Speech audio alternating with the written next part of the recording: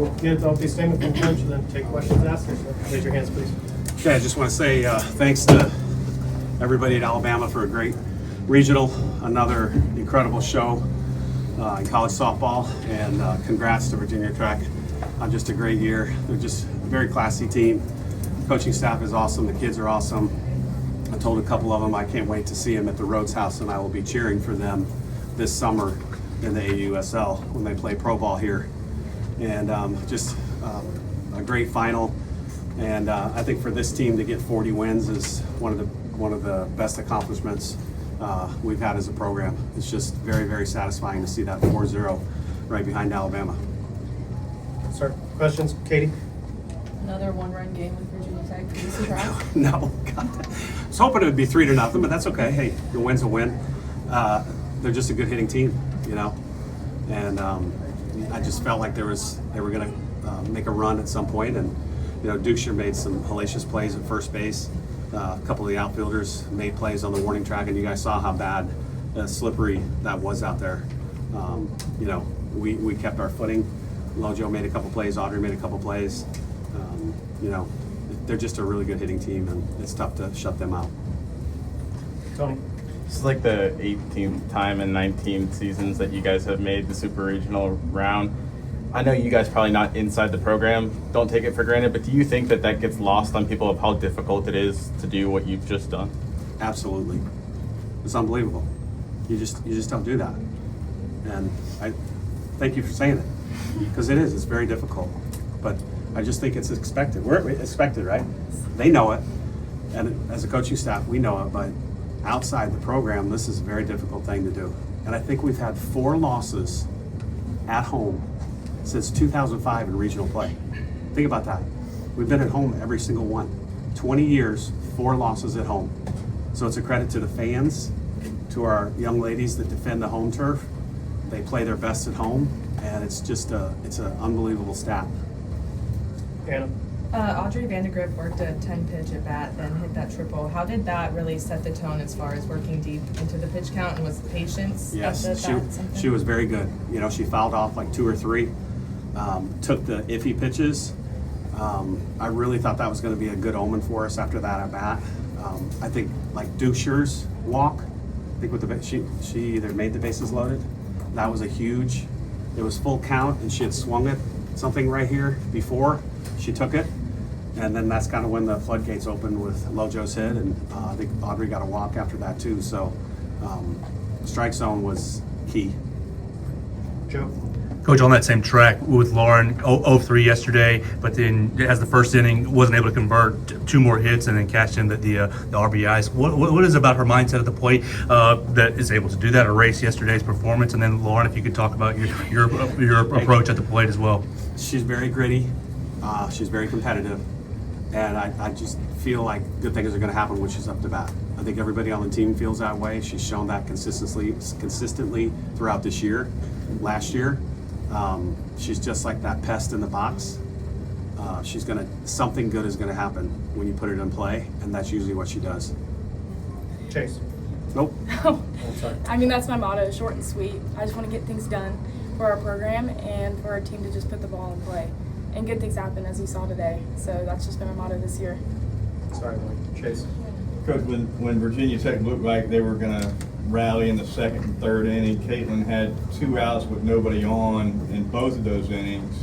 I'm pretty sure Virginia Tech didn't have a runner in scoring position with less than 2 out the whole day until the home run. Can you just speak to the importance of getting early outs with nobody on? Yeah, she made really good pitches, and it seemed like she was pretty economical. I don't know how many pitches she threw, but it seemed like it was pretty quick. 88, not bad. So for the most part, you know, she hit her spots, got ahead. You know, I mean, they're a good hitting team. You saw how many balls that kind of hung up in the air a little bit, but she made pitches when she needed to, and then we made plays too when we needed to. Katie? For Catelyn, you had, because the rest of the pitching staff was so efficient this weekend, you were able to sit back and watch and kind of prepare for this game, probably knowing you were going to start today. Just kind of, what was your mindset this weekend, and then kind of what was working for you out there through 6 shutout innings? the goal is to get 21 outs as quick as possible and letting your defense work for you, because everyone knows I'm not the biggest strikeout pitcher in the world. I'm going to let our defense work and trust them to get outs, and that is exactly what they did today. Tony? Lauren, just, I talked with Pat about, maintaining that standard. What does he do? You've had 2 years in the program. What does he do to kind of allow you guys to keep that consistency and keep this thing rolling? I mean, I feel like I've been here a lot longer than 2 years. Honestly, just learning from Jenna and everything. I mean, Murph, he puts trust in every person he puts in that lineup. And so when I step in the box, automatically I know I'm going to get it done. I'm going to give it my best, and I believe he believes that we're going to get it done too. So it's easy to believe in a coach who believes in you, and he does that. Theodore? Catelyn, I mean, you're up against, one of the best hitters in the country, McMillan, and, you guys kept her off the bases. And just what was your approach going against, such a hitter, that prolific, and then just how's it feel keeping her off the bases? It feels good for sure, but she's a really good hitter, and she did really well today. I'm going to be honest. She got a hold of some balls that I was like, all right, she's going to be a dogfight. So she's a really good hitter. Jalen?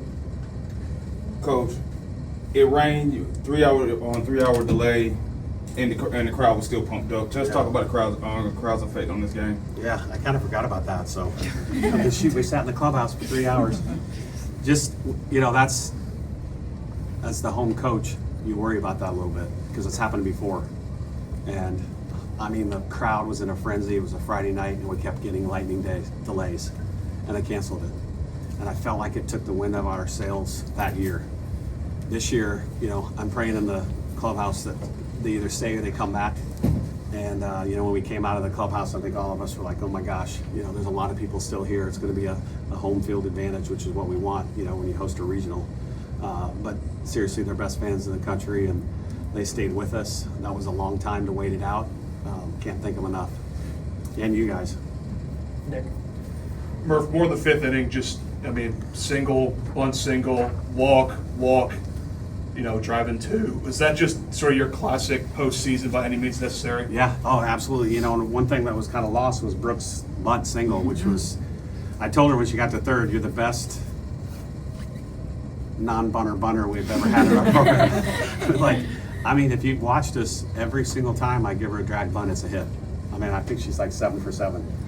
And today was maybe the best one all year. And then, we had talked about it in the dugout to shrink the zone, stay in the zone, take what she gives you, take the walk, see it down. And, we got a couple walks there. And then Lojo put it in play, and we got 2 RBIs on that hit. And it kind of gave us some life there. Katie?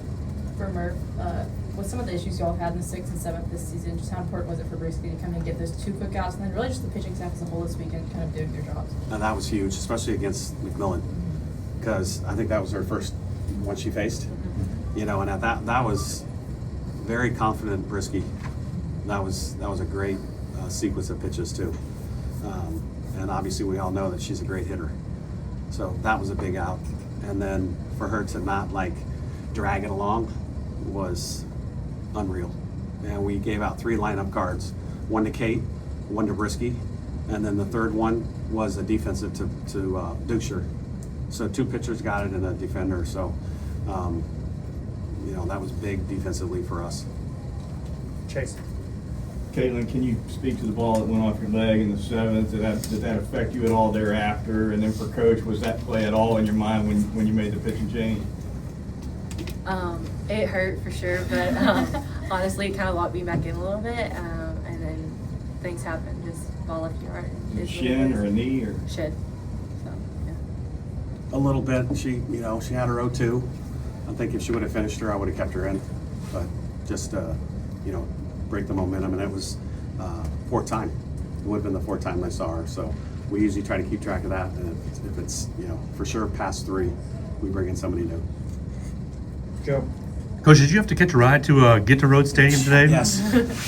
There was a big ass tree in road, the only road to get out of my neighborhood, down, and all our neighborhood had trees down, and my neighbor directly from me had a tree on their chimney, on their fireplace, on their bricks. So I went over and helped them, and then I looked at my watch, it was 9:30, and somebody said, well, the road is closed. You're gonna either have to get a helicopter or get on a boat. And then I started to panic a little, and one of the neighbors called somebody in Tuscaloosa, and I walked about, I don't know, a fourth of a mile down the road, went through a ditch, up a hill, past a tree, and they got on the other side of it, and the buddy was there to pick me up. So, yeah, I don't know how I'm getting home. Just thought of that. I don't have a car. Nick? Kind of joking, but kind of not. I don't know how traveling works between rounds, but are you guys packing for multiple weeks in Oklahoma? That's right. Oh, yeah. Definitely. I'm not coming home. Yeah. I'm just gonna stay there. Anyone else? Yeah, Coach, we talked a lot about, the defensive, cleaning that stuff up, how you had your whole come to Jesus meeting with the team. But, the numbers are staggering. 57 errors over 48 games, and then 3 over the last 12. Just how much does it mean to you seeing just how well your players have taken, what you said to heart there? That's incredible. I didn't know it was that good, but I'm sure the pitchers knew it. They really work hard in practice too.